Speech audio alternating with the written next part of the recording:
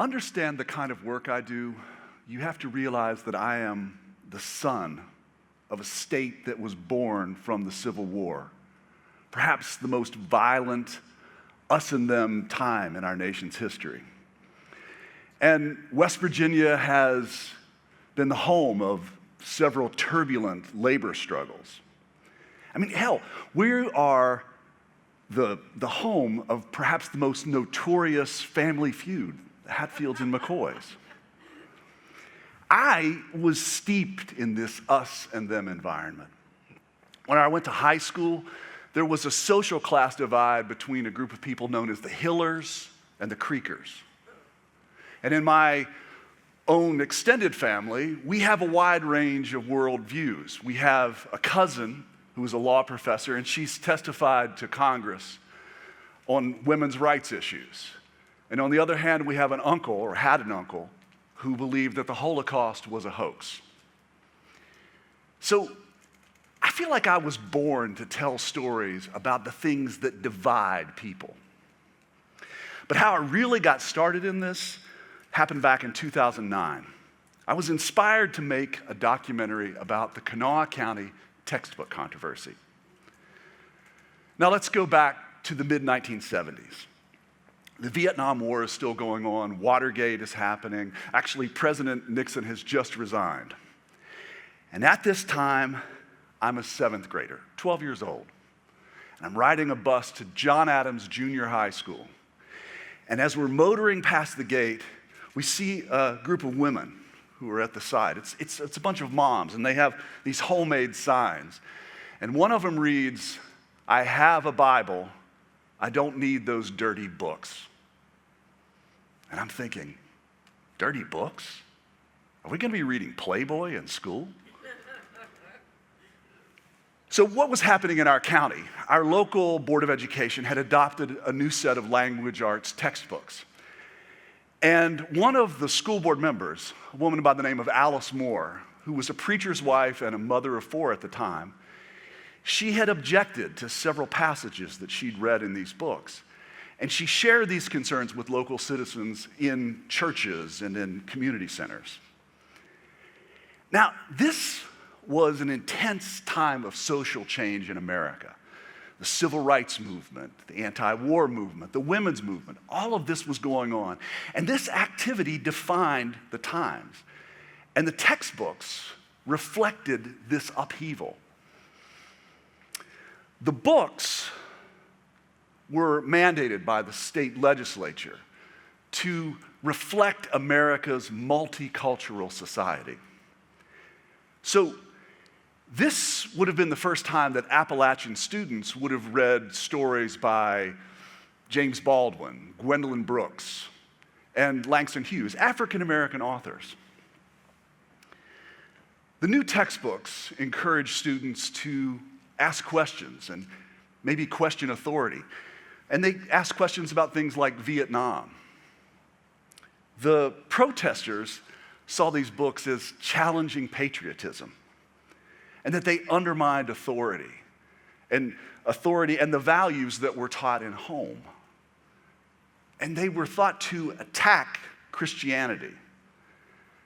And in many cases, they found that there were passages that were lewd or sexually vulgar.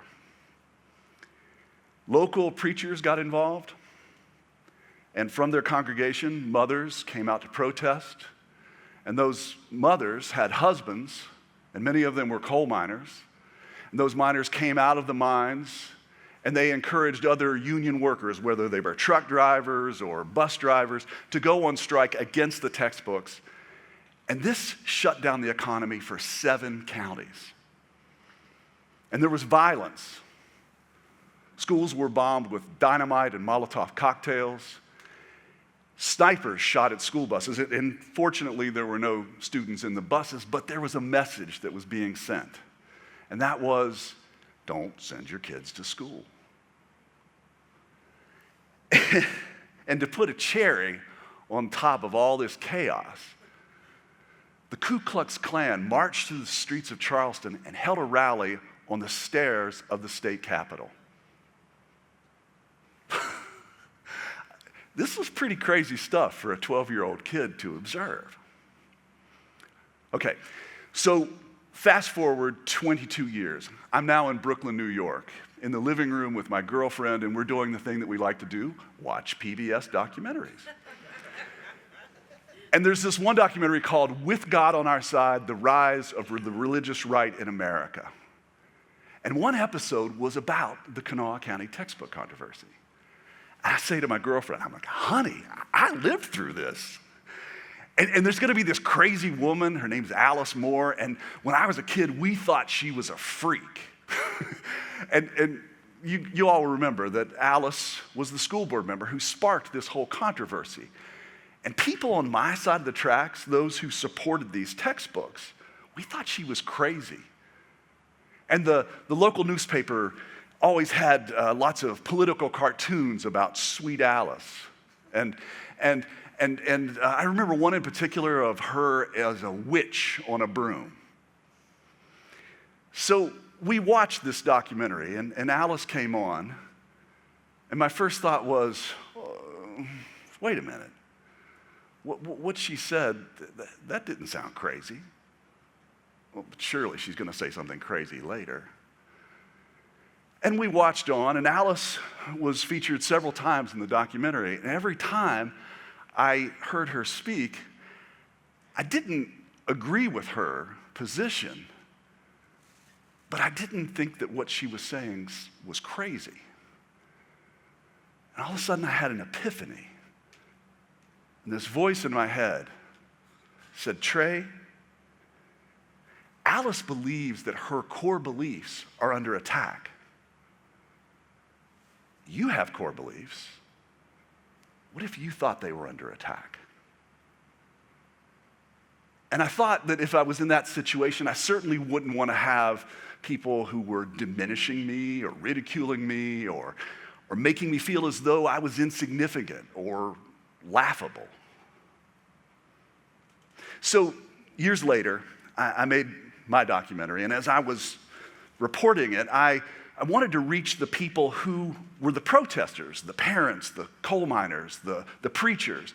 But the person I really wanted to speak to was Alice. And I tracked her down. She makes her home in Tennessee these days. And when I first called her on the telephone, my knees were literally shaking. Because I think I thought of her as that witch on a broom from when I was a kid. And actually, what I really thought was going to happen is that I was going to say, I'm a reporter and I do things in the public radio universe, and she was going to call me a liberal, biased journalist and not want to talk to me.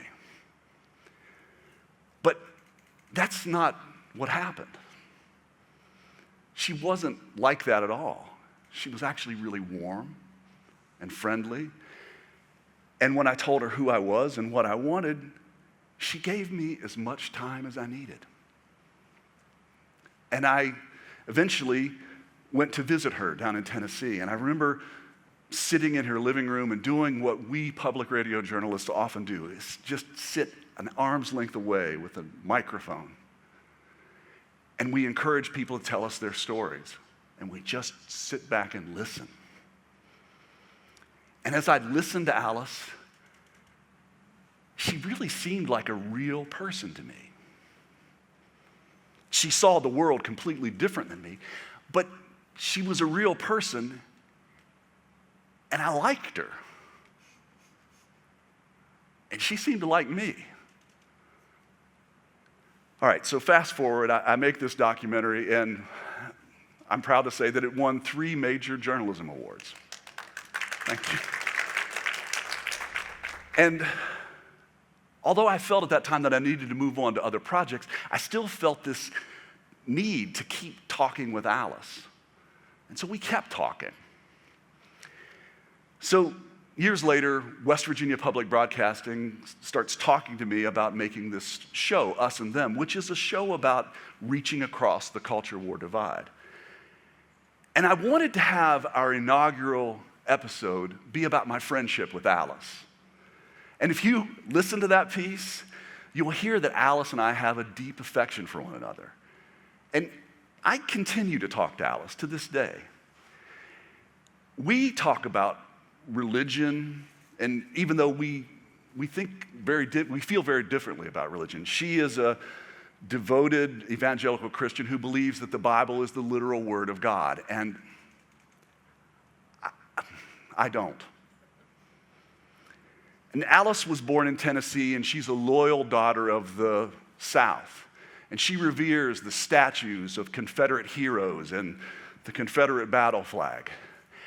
And although I grew up in West Virginia, a place that even during the time of the Civil War was conflicted about its loyalties, I see Confederate icons. They remind me of a war that seems to have never ended.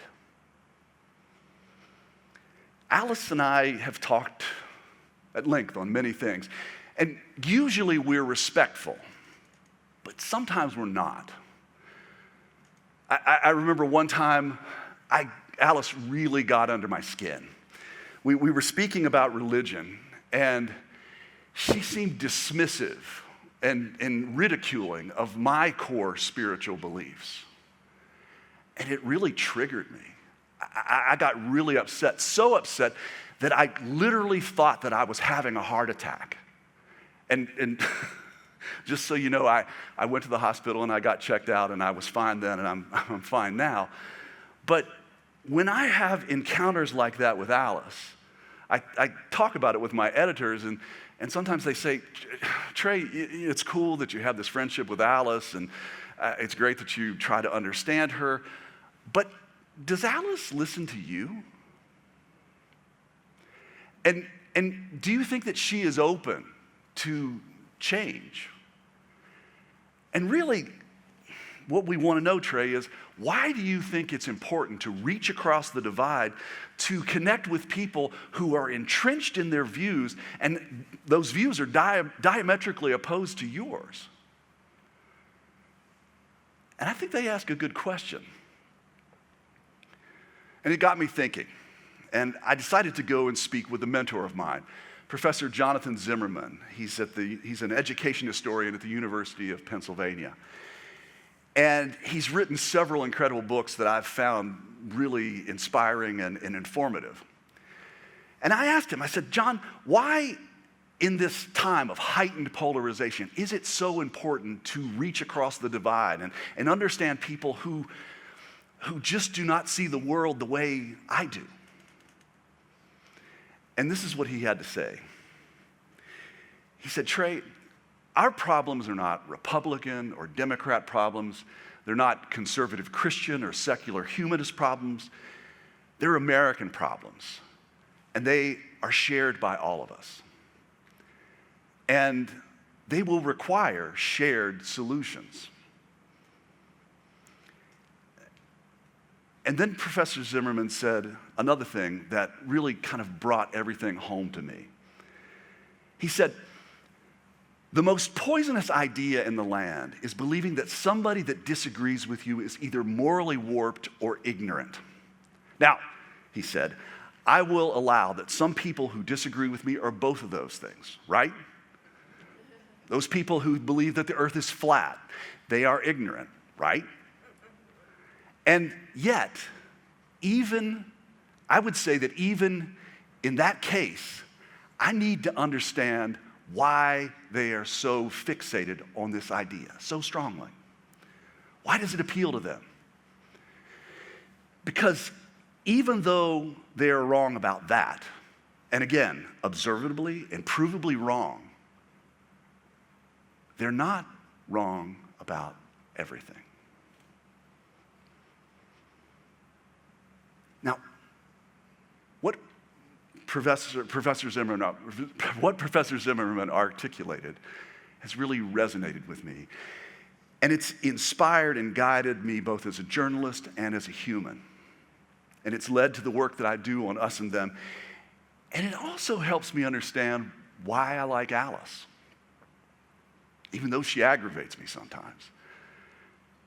Our relationship is a fantastic gift. She gives me the opportunity to put a face on the other America, that other America that I don't often understand. And because I don't understand it, I have this tendency to make it into some kind of caricature that I can marginalize and ridicule. But when I connect with Alice, when I call her or she calls me, it's like I'm getting a call from the other America. My connection with Alice and listening to her otherness has inspired much of the work that I've done over this past decade. And especially when I talk to people who see the world different from me, whether we're talking about religion, race, or gender issues. When I do this, it isn't always about me telling them what I believe or challenging what they believe or me showing them what I believe to be right or wrong. And it's not about me changing them. Although I have to confess that sometimes I do believe that changing them might be nice. What I'm here to do is listen to who these people are. What do they love? What makes them feel proud? What is it that they hold sacred? And what's their fear?